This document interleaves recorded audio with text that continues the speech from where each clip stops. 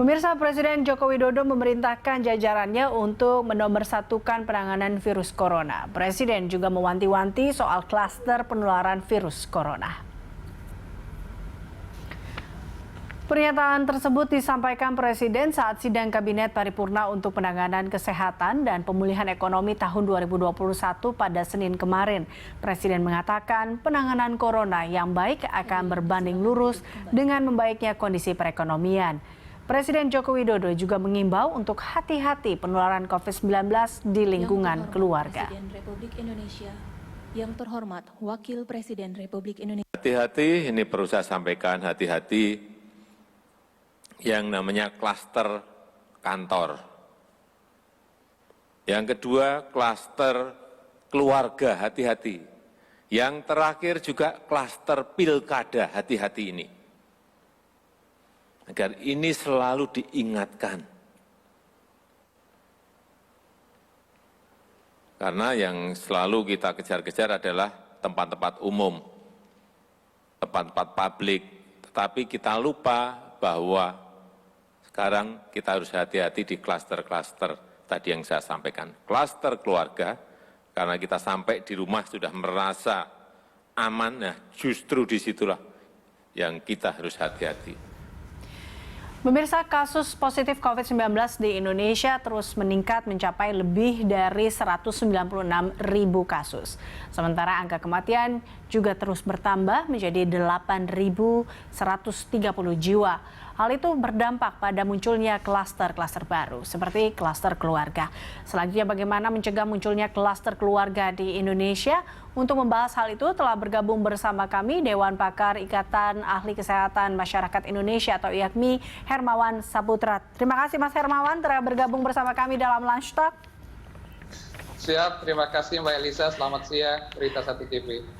Mas Hermawan, ini kalau kita lihat dari data yang ditemukan di Bogor, dikatakan ada 34,7% kasus COVID-19 di Bogor dan ini berasal dari klaster keluarga. Nah, terkait dengan klaster keluarga sendiri, ini kan muncul lagi setelah, atau Anda melihat, kalau saya melihatnya ini adalah klaster lama, atau Anda melihatnya ini sebuah klaster lama yang muncul lagi atau sebuah klaster baru sebelumnya, seperti itu? Iya, kalau terkait dengan penularan SARS-CoV-2 penyebab COVID di keluarga ini memang dari awal sekali. Bahkan kalau kita ingat Mbak Elisa, waktu di tanggal 2 Maret 2020, pertama kali terkonfirmasi kasus 1 dan 2 di Indonesia, itu kan satu keluarga juga. Nah, kemudian dari keluarga itu di tracing, akhirnya ketemulah rantai penularan yang luar biasa, yang pada akhirnya juga memunculkan berbagai klaster baru. Tetapi kalau kita sebut klaster keluarga, itu sesungguhnya bukan klaster baru. Hanya saja selama ini faktor keluarga belum tentu semuanya dilakukan tracing, uji spesimen secara memadai, karena juga banyak yang orang-orang yang statusnya diisolasi mandiri tanpa gejala, sehingga pun keluarganya tidak semuanya juga dilakukan pemeriksaan. Padahal seharusnya juga dilakukan pemeriksaan sesuai dengan hasil penelusuran atau tracing. Nah, oleh karena itu sebenarnya keluarga ini menjadi sebuah potensi untuk kita mencegah COVID, sekaligus juga berdampak serius terhadap COVID bila tidak ditangani dan dikelola dengan baik, Mbak Elisa.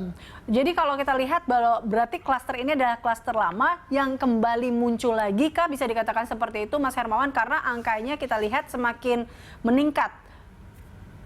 Ya, tentu sejalan dengan pembukaan semua aktivitas publik ya, semua perkantoran, pusat-pusat bisnis, keramaian, pusat perbelanjaan, semuanya juga dulu hanya orang-orang yang menjadi kepala keluarga atau yang mencari mata pencaharian yang dari anggota keluarganya keluar untuk aktivitas publik. Tetapi dengan adanya keterbukaan sekarang, bahkan satu keluarga pun bisa keluar, bahkan berwisata ramai-ramai, dan itu semua menyebabkan risiko dari keluarga bertambah besar atau lebih berisiko. Nah, dulu penularan itu tertular satu orang anggota keluarga merambat ke anggota keluarga lain. Sekarang bahkan hampir semua anggota keluarga bisa keluar dalam berbagai aktivitasnya. Ada yang keluar karena berbelanja, keluar karena hajatan saudara atau tetangga, keluar karena undangan arisan, keluar karena bekerja, macam-macam. Karena semuanya sudah dibuka sekarang. Jadi walaupun ada protokol kesehatan, tetapi peningkatan kasus itu linear dengan keterbukaan aktivitas. Oke, berarti kalau bisakah dikatakan bahwa penyebab utama transmisi pada kasus klaster keluarga ini karena memang aktivitas yang sekarang sudah bisa dikatakan normal kembali? Bisa kita katakan demikian. Jadi bertambah risikonya ya, sehingga juga bertambah kasusnya juga. Sehingga kalau kita lihat sekarang memang tingkat severity atau keparahan penyakit ini juga pada keluarga tertentu kadang bisa menyebabkan kesakitan yang luar biasa sampai kematian, tetapi pada keluarga tertentu bisa saja tanpa gejala semua. Nah, ini tergantung dari lingkungan keluarga itu sendiri. Oke, nah seberapa bahayanya Kak menurut Anda Mas Hermawan terkait dengan klaster keluarga ini? Keluarga tentu menjadi sebuah entitas yang terkecil setelah individu ya di level kita komunitas dan masyarakat. Jadi kalau keluarga itu daya tahannya baik secara fisik, secara ekonomi, maka akan baik masyarakatnya, akan baik bangsa dan negara. Tetapi kalau daya tahan keluarga secara fisik lemah, secara ekonomi lemah, kemudian juga riskan atau sensitif terjangkit virus corona, maka itu juga akan merusak lingkungan yang lebih besar, daya tahan masyarakat yang pada akhirnya juga akan meluluh lantakan daya tahan kita bernegara dan berbangsa. Nah, sekarang kasus sudah 200 ribuan terkonfirmasi positif, tentu ini tidak bisa kita anggap enteng, maka itu kita sangat senang dan apresiasi ketika Bapak Presiden ingin melakukan evaluasi dan penekanan para stakeholders agar betul-betul memperhatikan keluarga, aktivitas pekerjaan, termasuk juga nanti momentum pilkada di Indonesia. Oke, ya ini kan akhirnya menjelang pilkada ini yang ditakutkan terkait dengan klaster baru pilkada sebenarnya ya. Tapi kalau dikatakan apa yang memang harus dilakukan paling tidaklah Mas Hermawan, kalau memang klaster ini bila tidak ditangani dengan cepat, dengan benar, maka klaster keluarga ini juga akan menyumbang tidak hanya 34,7% saja di Bogor, itu baru di Bogor. Nah ini kan tentunya kita takutin akan muncul di beberapa daerah lainnya. Ini apa yang memang harus secara cepat ditangani? Ini sifatnya snowballing ya, jadi berantai. Jadi kalau satu keluarga terkena, maka lingkungan bisa saja terkena. Karena kalau satu keluarga itu mengandalkan satu orang dengan mengendalikan orang dalam satu keluarga itu akan lebih sulit. Nah maka yang harus dilakukan adalah betul-betul mengedukasi keluarga, sekaligus ada yang kami sebut dengan community base ya. Ada empati, kepedulian dari rukun tetangga, rukun warga, RT RW yang memang kalau ada anggota keluarga dari warganya yang tersakiti atau yang terjangkiti COVID, maka segera lakukan isolasi mandiri dan pisahkan dari keluarga yang lain. Maka itu tidak saja mengandalkan keluarga itu sendiri, melainkan bahu-membahu di antara warga komunitas atau lingkungan.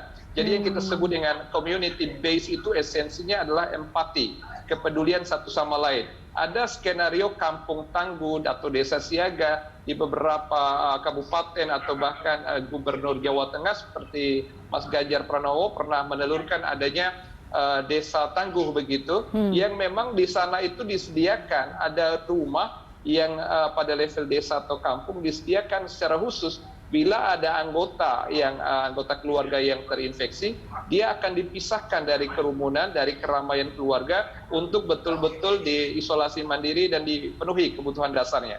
Kalau semua pendekatan ini dilakukan oleh seluruh pimpinan daerah, peran multi stakeholders dilakukan, maka daya tahan keluarga itu betul-betul akan terwujud, fisik terjaga, ekonomi pun kuat, maka kita bisa lebih siap menghadapi COVID. Tapi kalau tidak, sebaliknya, rapuh keluarga, rapuh juga warga masyarakat kita secara umum. Oh, oke, baik. Baik, kita akan lanjutkan perbincangan ini Mas Hermawan usai jeda, dan pemirsa Lunch Talk masih akan kembali sesaat lagi, tetaplah bersama kami.